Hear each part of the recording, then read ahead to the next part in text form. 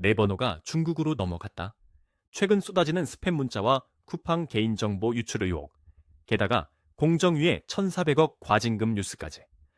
솔직히 저도 이 뉴스를 보고 정말 화가 나더라고요. 내가 편리하자고 낸 돈으로 뒤통수를 맞은 기분이랄까요? 당장 쿠팡 문 닫게 해라. 불매운동 하자. 라며 분노하시는 여러분 심정, 저도 100번, 1000번 이해합니다. 그런데 말입니다. 잠시 화를 가라앉히고 냉정하게 생각해 볼까요? 만약 여러분의 소원대로 내일 당장 로켓 배송이 멈춰버린다면 어떻게 될까요? 장담하는데 쿠팡이 망하는 게 아니라 대한민국 유통망이 정확히 3일 만에 마비될 겁니다. 이건 단순히 택배가 늦게 오는 불편함의 문제가 아닙니다. 이미 거대 플랫폼이 우리의 생명줄을 쥐고 흔드는 구조적 인질극이 시작된 거니까요. 오늘 영상에서는 감정을 쫙 빼고 쿠팡이 멈췄을 때 벌어질 끔찍한 72시간을 분 단위로 시뮬레이션해 드리고 우리가 어쩌다 대안 없는 디지털 인질이 되었는지 그 냉혹한 현실을 끝까지 파헤쳐 드립니다. 자, 상상해 보십시오. 영업정지 1차 아침입니다.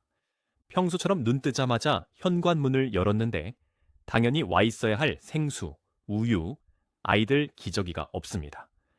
어젯밤 11시에 급하게 주문했던 필수품들이 도착하지 않은 겁니다. 에이, 하루 정도야 뭐. 퇴근길에 마트 가면 되지. 이렇게 생각하시나요? 문제는 대한민국 2천만 명의 소비자가 동시에 똑같은 생각을 한다는 겁니다. 퇴근 시간, 동네 마트와 대형 마트는 생필품을 구하려는 사람들로 인산인해를 이룰 겁니다. 진열대는 순식간에 비어가고 계산대 줄은 끝이 보이지 않겠죠. 마치 태풍 전야의 사재기 현상을 매일 겪게 되는 겁니다. 오프라인만 그럴까요? 불안한 사람들은 네이버, 지마켓, 11번가 같은 다른 오픈마켓 앱을 켤 겁니다. 그런데 여기서 병목 현상이 시작됩니다. 이들 플랫폼은 자체 물류망이 아닌 일반 택배사를 주로 이용합니다. 갑자기 평소 물량의 3배, 4배가 쏟아져 들어오면 전국의 물류 허브 터미널은 그날 밤 바로 과부하가 걸립니다. 이길 배송, 새벽 배송, 그런 서비스는 불가능해집니다. 택배 하나 받는데 3에서 4일, 길게는 일주일이 걸리는 10년 전 배송 속도로 강제 회귀하는 겁니다. 3일차가 되면 더 심각한 진짜 경제적 타격이 시작됩니다. 바로 소상공인들의 피해입니다. 쿠팡에는 로켓 그로스 등의 시스템을 통해 물류를 전적으로 의존하는 영세 사업자가 수십만 명입니다. 이분들에게 쿠팡이라는 유통 고속도로가 차단되면 당장 물건을 고객에게 보낼 방법이 없습니다. 다른 택배사와 급하게 계약하려 해도 이미 물류 대란인 상황에서 받아줄 곳은 없거든요. 주문 취소, 반품 속출, 자금 회전 악화. 단 3일 만에 멀쩡하던 중소셀러들이 도산 위기에 내몰릴 수 있습니다. 실제로 쿠팡 입점 판매자의 70% 이상이 중소상공인이라는 통계가 있죠. 거대 기업을 제재하려고 했는데 정작 가장 먼저 쓰러지는 건 우리 주변의 자영업자들인 셈입니다. 일주일이 지나면 어떻게 될까요? 본격적인 물가 불안이 찾아옵니다. 압도적인 경쟁자가 사라진 시장에서 다른 유통 채널들의 가격 정책은 어떻게 변할까요? 물류비 상승으로 배송비 인상이 불가피합니다. 수요 폭증으로 할인율을 조정합니다. 시장 논리에 따라 가격은 오르고 혜택은 줄어들 가능성이 큽니다. 우리는 그동안 플랫폼 간의 치열한 최저가 경쟁, 덕분에 저렴하게 누려왔던 혜택들이 사실은 당연한 권리가 아니었음을 깨닫게 될 겁니다. 기저귀값, 생수값, 공산품 가격의 상승, 이 모든 인플레이션 비용은 고스란히 여러분의 가계부로 청구됩니다. 이 상황을 제대로 이해하려면 2년 전 카카오 서비스 장애 사태를 떠올려 봐야 합니다. 데이터 센터 화재로 카카오톡이 멈췄을 때 대한민국은 어땠나요?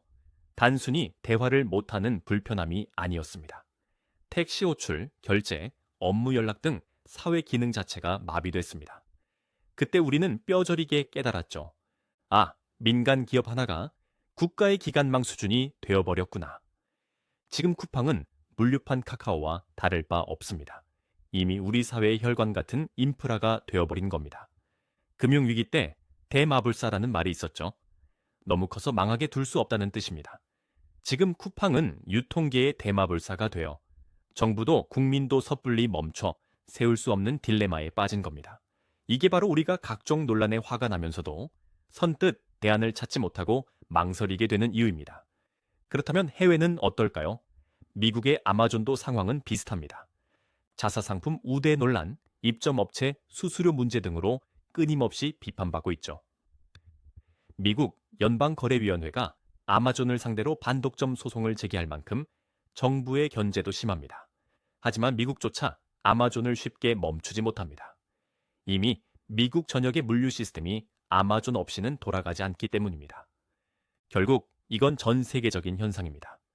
플랫폼 기업이 혁신으로 시장을 장악하고 나면 국민의 편의성을 담보로 강력한 지배력을 갖게 되는 구조, 기업이 국가 시스템 위에 군림하는 일종의 플랫폼 권력 시대가 도래한 겁니다.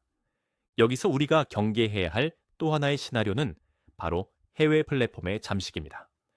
만약 국내 1위 플랫폼이 흔들린다면 그 빈자리는 누가 차지할까요? 전문가들은 중국의 알리익스프레스나 테무 같은 글로벌 플랫폼의 확장을 우려합니다. 이미 막대한 자본력으로 한국 시장을 공략하고 있는 상황에서 국내 물류 방파제가 약해지면 시장 잠식 속도는 더 빨라질 수 있습니다. 그렇게 되면 우리의 소비 데이터와 유통 주도권이 해외로 넘어가는 이른바 데이터 주권의 문제로 번질 수도 있습니다. 빈대 잡으려다 초가 삼간 태우는 격이 되지 않도록 신중한 접근이 필요한 이유입니다. 자, 상황이 이렇다 보니 우리는 정말 어려운 선택 앞에 서 있습니다. 개인정보 관리나 불공정 의혹이 불안하더라도 당장의 편리함과 로켓 배송을 유지할 것인가? 아니면 당장의 불편함과 혼란을 감수하고서라도 시장의 정의를 바로잡을 것인가? 하지만 우리가 간과하지 말아야 할 근본적인 원인은 우리 자신이 편리함에 너무 깊이 중독되어 버렸다는 사실입니다. 솔직히 말해 봅시다. 밤 11시에 주문해서 새벽 7시에 문 앞에 물건이 와 있는 것. 이건 전 세계 어디를 가도 보기 힘든 고효율 서비스입니다. 우리는 이 비정상적일 만큼 빠른 속도에 길들여졌고 이제는 조금만 느려져도 견디지 못하는 소비 패턴을 갖게 되었습니다. 플랫폼 기업들은 바로 그 점을 파고들어 시장을 장악했고 이제 우리는 그들이 만든 생태계 없이는 살기 힘든 상태가 된 겁니다. 그렇다면 우리는 어떻게 해야 할까요? 그냥 기업이 하는 대로 편하니까 어쩔 수 없다며 체념해야 할까요? 아니요. 그래서는 안 됩니다. 견제받지 않는 독점은 필연적으로 소비자 후생을 저해합니다. 지금은 저렴한 멤버십 비용으로 우리를 유인하지만 경쟁자가 사라진 뒤에는 가격 결정권이 기업에게 넘어갈 수 있습니다. 부르는 게 값이 되는 세상이 올 수도 있다는 뜻입니다. 결국 해법은 감정적인 비난이나 무조건적인 옹호가 아닌 건강한 경쟁 구조를 만드는 데에 있습니다. 정부는 특정 기업을 무작정 제재하기보다 공정한 경쟁이 가능한 환경을 조성해야 합니다. 네이버, 대형마트, 각종 스타트업 등 다양한 플레이어들이 물류 경쟁력을 갖추고 쿠팡과 치열하게 경쟁할 수 있도록 판을 깔아줘야 합니다. 그래야 1등 기업도 위기감을 느끼고 보안 투자를 늘리고 불공정 관행을 스스로 고치게 됩니다. 시장을 치료하는 최고의 백신은 규제가 아니라 살벌한 경쟁이니까요. 그리고 우리 소비자들도 바뀌어야 합니다. 플랫폼을 분산해서 사용하는 불편함을 기꺼이 감수해야 합니다. 급하지 않은 물건은 다른 채널을 이용하고 다양한 대체제를 적극적으로 활용해야 합니다. 우리의 데이터와 지갑이 한 곳에만 몰리지 않도록 스스로를 탈중앙화시키는 것. 그것이 바로 플랫폼 종속에서 벗어나 소비자의 권리를 되찾는 길입니다. 여러분이 명동의 건물주라고 상상해 봅시다. 세입자가 장사를 정말 잘해서 건물 가치를 올려주는데 가끔씩 무리한 영업 방식으로 주변과 마찰을 빚습니다. 무작정 내쫓자니 건물이 텅 비어버릴 것 같고 그냥 두자니 문제가 커집니다. 지금 대한민국이 딱 이런 상황입니다. 하지만 분명한 건 편리함에는 반드시 비용과 책임이 따른다는 겁니다. 지금 우리가 겪는 이 혼란은 그동안 속도와 효율만을 추구하느라 미처 돌아보지 못했던 공정과 안전의 청구서일지도 모릅니다. 쿠팡이 멈추면 대한민국이 불편해진다는 말, 지금 당장은 사실입니다. 하지만 영원히 그래야만 할까요? 특정 기업의 위기가 국가 전체의 위기가 되지 않도록 유통 생태계의 다양성을 확보하는 것이 시급합니다. 앞으로 시장은 두 부류로 나뉠 겁니다. 편리함에 취해 플랫폼이 정해주는 대로 소비하는 사람과 시장의 이면을 꿰뚫어보고 현명하게 견제하며 소비하는 사람. 여러분은 어느 쪽에 서시겠습니까? 이번 사태는 단순한 기업 이슈를 넘어 우리 사회가 효율성과 안전, 그리고 공정성 사이에서 어떤 균형점을 찾을지 묻는 중요한 시험대입니다. 오늘 내용을 딱 세 줄로 요약해 드리겠습니다. 첫째, 최근 불거진 개인정보 및 불공정 논란은 심각한 문제지만 감정적인 영업 정지는 물류대란과 소상공인 피해라는 부작용을 낳을 수 있다. 둘째, 우리는 이미 로켓 배송 시스템에 깊이 의존하고 있어 플랫폼의 위기가 곧 소비자의 위기로 직결되는 구조적 딜레마에 빠져 있다. 셋째, 기업을 욕하는 것을 넘어 독점 구조를 깰 수 있도록 경쟁사를 키우고 소비 채널을 다변화하는 스마트한 견제가 필요하다. 욕하면서도 쓸 수밖에 없는 현실, 참 씁쓸하시죠? 하지만 소비자가 깨어있다는 걸 보여줘야 기업도 변합니다.